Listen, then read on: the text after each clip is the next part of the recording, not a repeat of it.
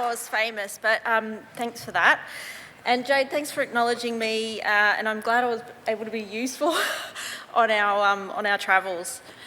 So I'm here to talk about seaweed, and it's another native Australian species opportunity and an emerging industry. My sponsors were AgriFutures Australia, and thanks to them and Nuffield Australia for the learnings. So I am Jo Kelly. I am the chair of the Australian Sustainable Seaweed Alliance, which is the peak industry group for seaweed in Australia. I set that up about 4 years ago, and we've had a board and a big government program of work that we've been running for the last sort of 4 years.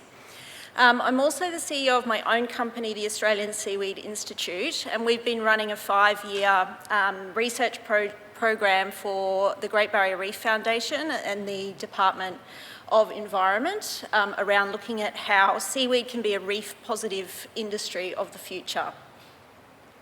And a bunch of other things there as well.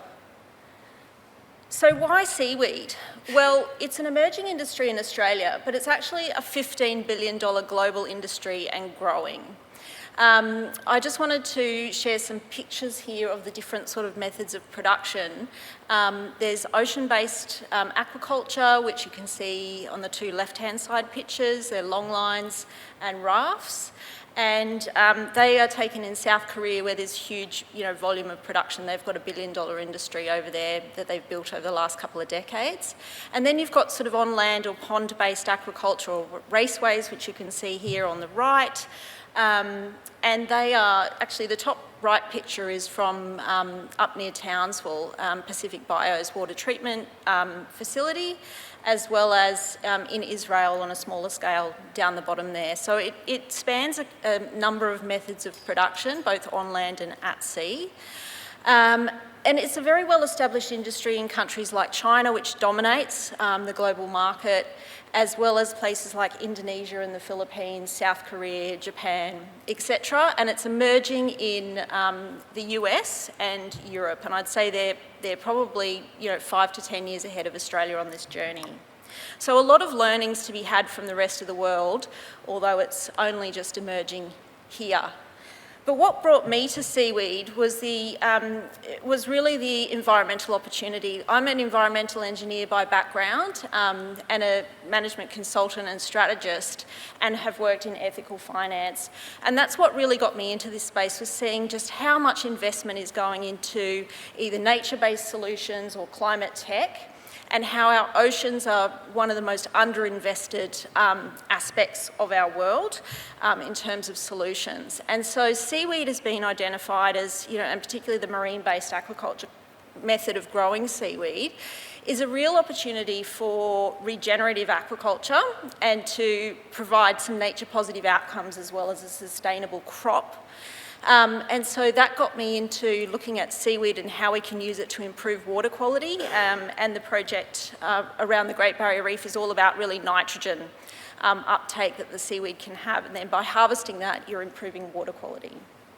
So that's what got me into it. But I mean, the other aspects of seaweed is the huge variety of products that come from seaweeds themselves. So, food, whether it's a straight up nori roll, for example, or extracts, a lot of food extracts, biostimulants, fertilisers, nutraceuticals. There's been a lot of development around bioplastics using seaweeds, as well as animal feed. And I think that's been a particular focus for the Australian industry, and through the realisation of Asparagopsis, which is a native species of seaweed in Australia that it grows all around the coastline in both the tropical and temperate regions. And the discovery by the CSIRO around 10 years ago that this was an effective feed additive for livestock methane reduction. So with all of those sort of great benefits combined, that really led me to look at how I can get involved in the industry and help create a new billion-dollar sector of the future. And that was my goal. We started with a strategy piece back in 2020 that we did for AgriFutures Australia and bringing all of the industry players together around this sort of united vision, and what do we need to do to get there. You may have a lot of questions about Asparagopsis, and I'll do my best to answer them. That's, you know, there's a whole body of research. There's 10 years worth of research there from the CSIRO and now FutureFeed, who own the global license for the application of Asparagopsis to reduce methane. But I will just say it's really the most effective solution in terms of 98% methane reduction in the most recent trials, with a 0.5% inclusion rate. And it's a natural product, and we can grow it here.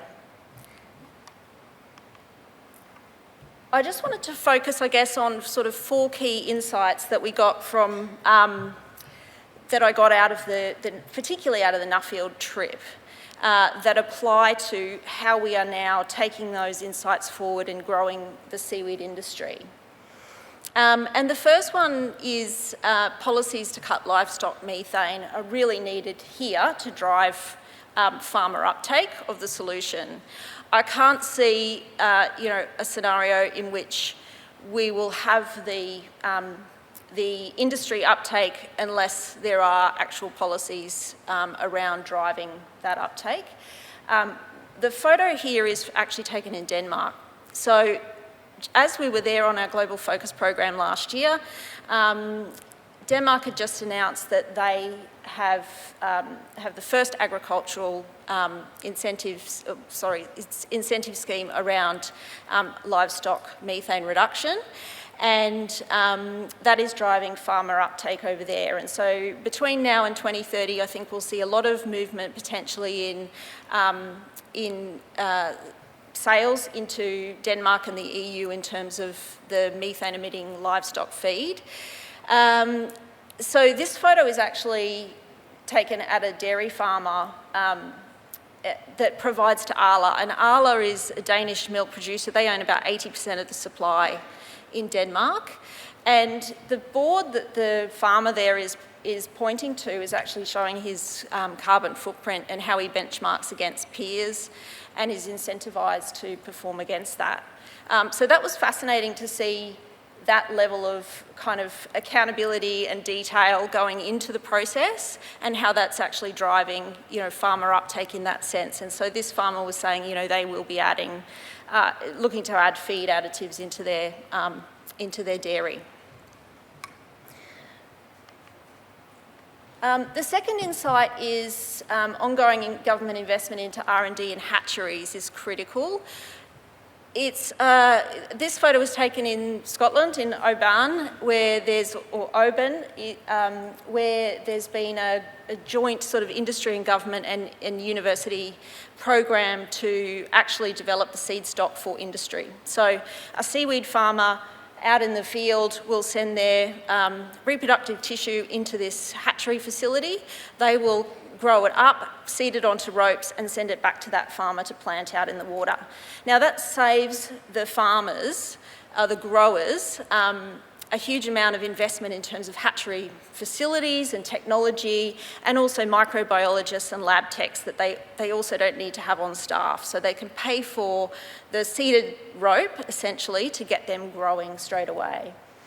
And based on that model, we proposed to the Australian government to set up a hatchery network for Asparagopsis in Australia, and we've just finished delivering a 2-year program of work to do that. We had partnerships with in Townsville to look at the tropical species, Asparagopsis taxiformis, and we had in Adelaide actually, at West Beach with Sardi down here to look at the tropical species. And we were able to get, within 18 months, the first seed stock out to industry to start to look at growing. And one of the key demands from the industry is that they are struggling with producing clean seed stock. And so that was what the hatchery facility was able to provide to them.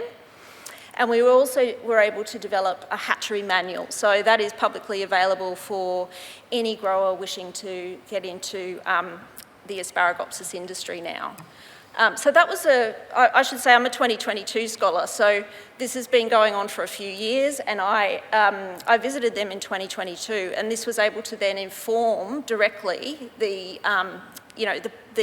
programs of work that we've been able to put in place. Insight 3 is really about the opportunity for international collaboration. Here's a great example of a South Korean seaweed farm. They're growing, this is papyrus, which is goes into the nori roll, which we all love. And this is a very small plant, similar to Asparagopsis in some ways. But you can see this whole bay is planted out with seaweed farms. So there were all sorts of learnings from the South Koreans around production systems and technology, around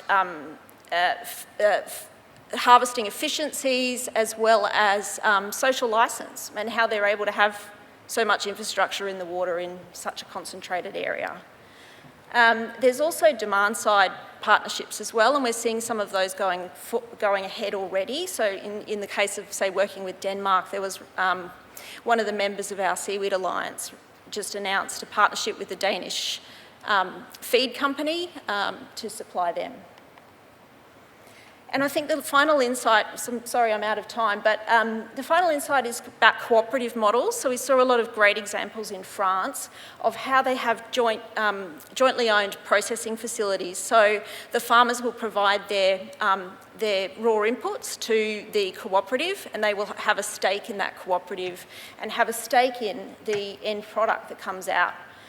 So I think that's really a model we could look at potentially investing in here for things like joint processing facilities that require a lot of capital investment.